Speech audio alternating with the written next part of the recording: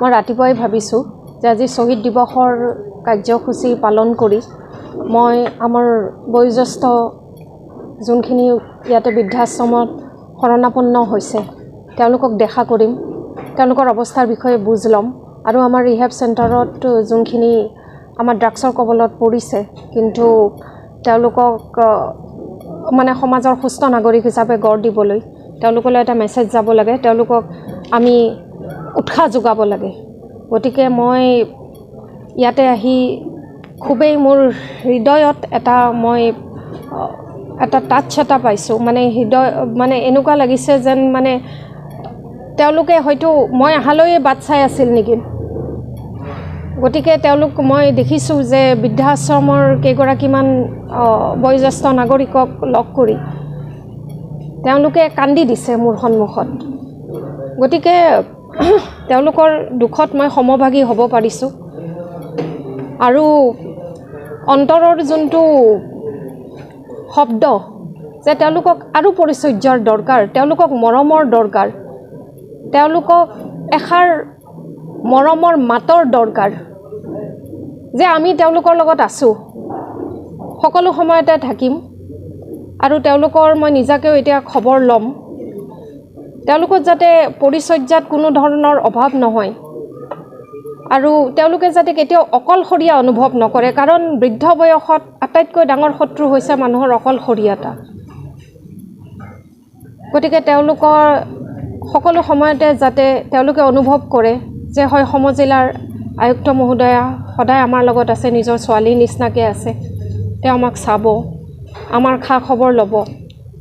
সেইখিনি যদি তেওঁলোকে মনৰ পৰা উপলব্ধি কৰিব পাৰে আৰু আমি যদি তেওঁলোকৰ কাৰণে কিবা এটা কৰি দিব পাৰোঁ, মই নিজকে ধন্য মানিম।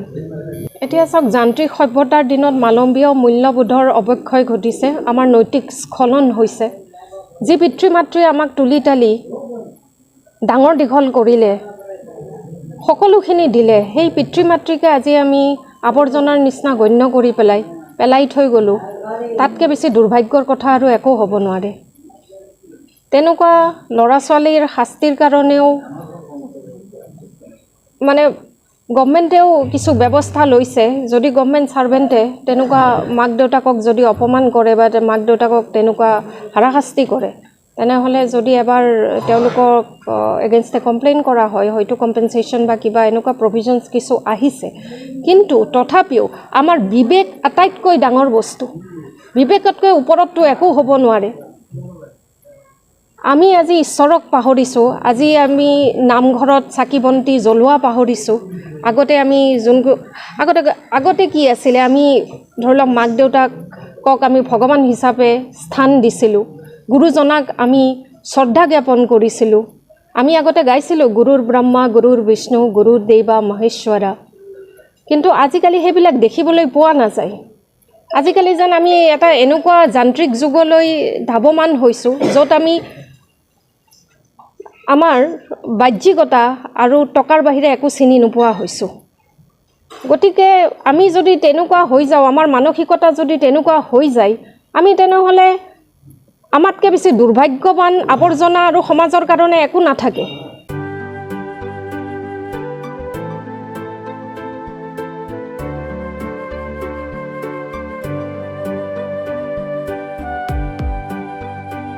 Mobile plus physiotherapy wellness and rehabilitation centre, দক্ষিণ কামৰূপৰ ব্যৱসায়িক প্ৰাণকেন্দ্ৰ বিজয়নগৰৰ লগতে VIP চক আৰু গুৱাহাটী মালিগাঁও পাণ্ডৱনগৰত থকা তিনিওখন ক্লিনিক বৰ্তমান প্ৰায় 20 বছৰৰ অভিজ্ঞতা পুষ্ট তথা এতিয়ালৈকে প্ৰায় 40,000 ৰোগীক সুস্থ কৰি তোলা ডক্টৰ পল্লৱী নাথৰ তত্ত্বাৱধানত চলি আছে। এই ফিজিঅ'থেৰাপি চেণ্টাৰ তিনিটাত বৰ্তমান অভিজ্ঞ ডক্টৰৰ দ্বাৰা যিকোনো জটিল ফিজিঅ'থেৰাপি চিকিৎসাৰ লগতে যিকোনো ৰোগীৰ ঘৰলৈ গৈ চিকিৎসা সেৱাৰ সুব্যৱস্থাও ৰাখিছে।